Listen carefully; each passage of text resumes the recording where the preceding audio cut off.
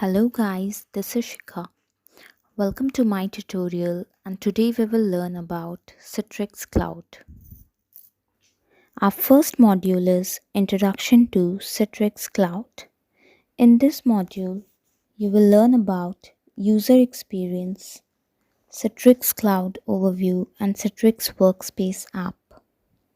Our second module is Citrix Cloud Platform where we will learn about Citrix Cloud components and also about cloud management. We will also learn about Citrix Cloud services. Upon completion of these videos, you will also learn how to successfully onboard your Citrix Cloud account for the first time and enable multi-factor authentication for secure administrator logon.